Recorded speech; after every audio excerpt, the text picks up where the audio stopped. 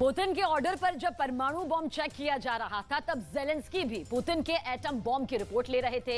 Zelensky ने एक दिन पहले ही पोलैंड के बॉर्डर का दौरा भी किया और वो बेलारूस बॉर्डर पर भी गए। हालांकि जेलेंस्की इस बात से बेखबर हैं कि अब बखमूत से भी बड़ी आफत यूक्रेन की तरफ आने वाली है।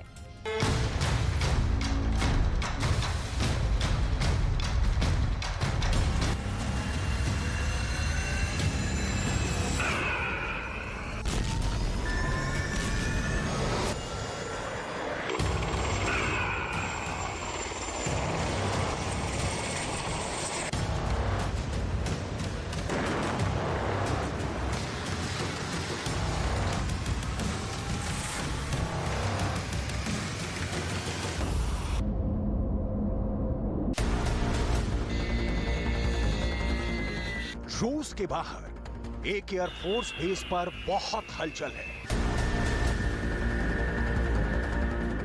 पहला MiG-31 इस एयरबेस पर उतरता है। यह पुतिन का बहुत खतरनाक फाइटर जेट है।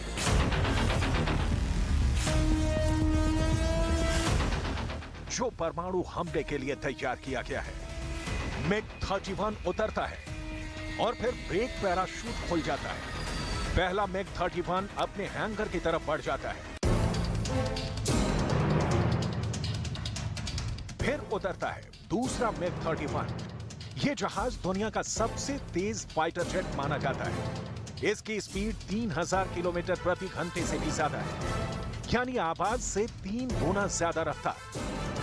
फिर उतरता है तीसरा MiG-31। पुतिन ने इस वक्त अपने MiG-31 बेलारूस में तैनात कर दिए हैं और वहां से इस विमान के होने का मतलब है कि पुतिन बेलारूस से भी न्यूक्लियर अटैक के लिए तैयार है, क्योंकि इन विमानों को हाइपरसोनिक किंजल मिसाइल से लैस किया गया है। बेलारूस के एयरबेस पर ये तीनों विमान एक जगह जाकर खड़े हो जाते हैं और अब यहां इनकी तैनाती वोलोदिमीर ज़ेलेंस्की के लिए बहुत बड़ा सिरदर्द बन चुकी है। यही वजह है कि ज़ेलेंस्की ने 2 फ्रंट का दौरा किया। पहला है बेलारूस का बॉर्डर, जहां जाकर ज़ेलेंस्की ने यूक्रेन की डिफेंस लाइन का जायजा लिया है। दूसरा है पोलैंड बॉर्डर, जहां जाकर ज़ेलेंस्की ने नाटो से आने वाले हथियारों की सप्लाई लाइन को चेक किया है।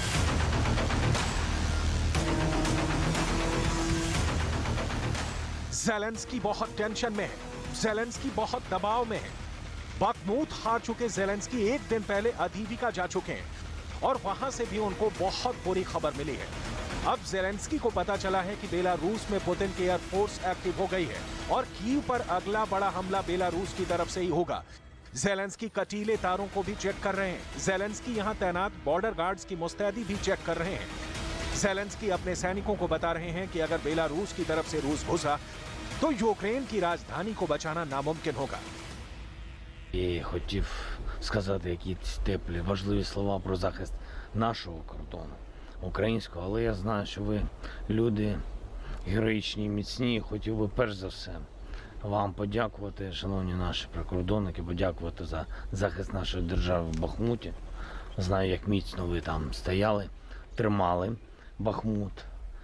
Хотів подякувати вам і вашим побратимам.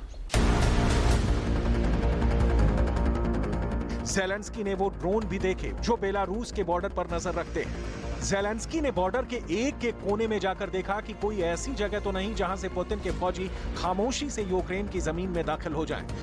यहां बहुत से कटीले तार लगाए गए हैं।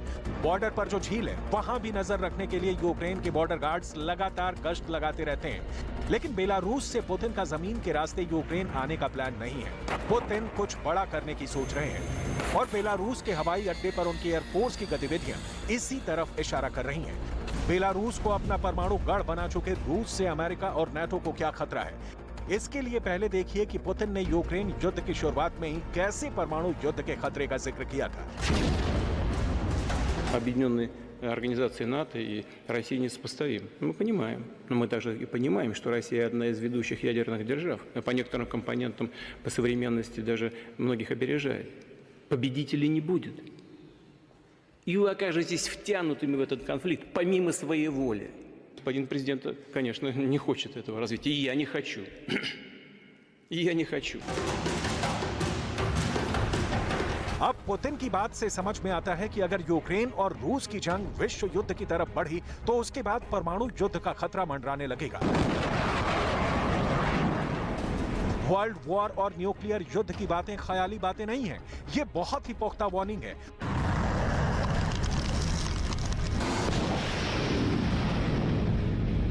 खुद वोलोदिमीर ज़ेलेंस्की ने भी कहा था कि अगर रूस और यूक्रेन के बीच बातचीत फेल हो गई और सुलह के सारे रास्ते बंद हो गए तो यूक्रेन में चल रही लड़ाई दुनिया को तीसरे विश्व युद्ध की तरफ ले जा सकती है।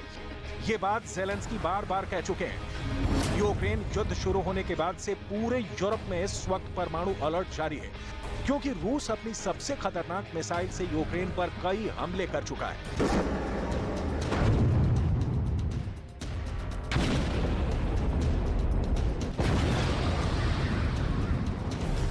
अभी देखने में ये धमाके बहुत छोटे लगे, लेकिन अगर बड़ी मिसाइलों के हमले जारी रहे तो तबाही ज्यादा होगी। और ऐसे में मामूली चूक भी विश्व युद्ध का खतरा पैदा कर सकती है। तोप के गोलों से लेकर मिसाइल के हमलों तक यूक्रेन और आसपास इस युद्ध से नौबत न्यूक्लियर अटैक तक आ सकती है।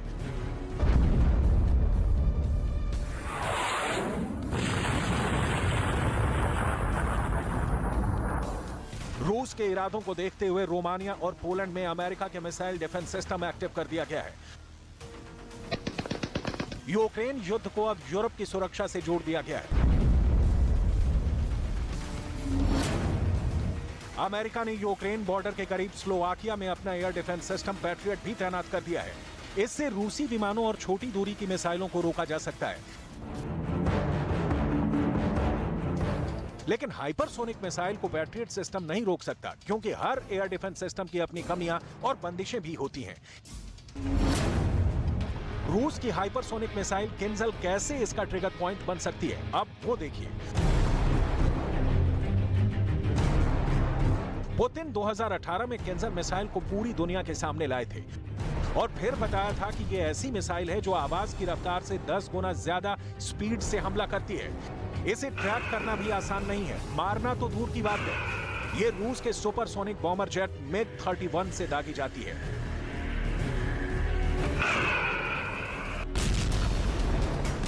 MiG-31 खुद आवाज से करीब 3 गुना रफ्तार से उड़ता है। अभी MiG-31 रूस की स्ट्रेटेजिक फोर्स का बहुत बड़ा हिस्सा है।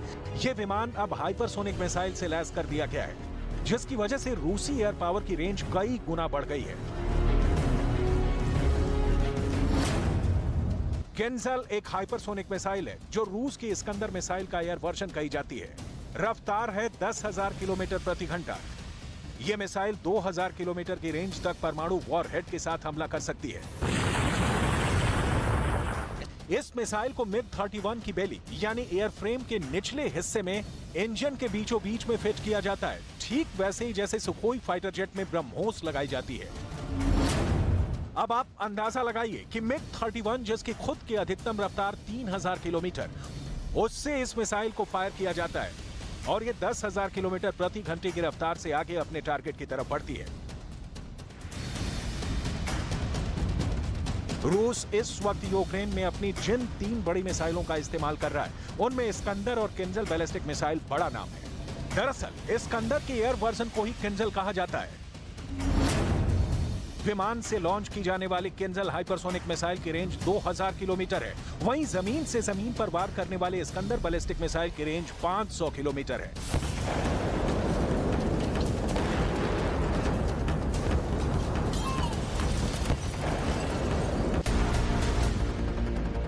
पिछले कुछ महीनों से दुनिया सिर्फ और सिर्फ मिसाइल लॉन्च की दिल दहला देने वाली तस्वीरें ही देख रही है। सबसे ज्यादा मिसाइल पुतिन ने दिखाई है। लॉन्चिंग पैड से परमाणु मिसाइल की लॉन्चिंग से लेकर MiG-31 पर लगी किंजल मिसाइल और साथ में वो खतरनाक बम जो 1000 से 1,500 किलो के विस्फोटक के साथ दुश्मन के अड्डों पर हमला कर रहे हैं।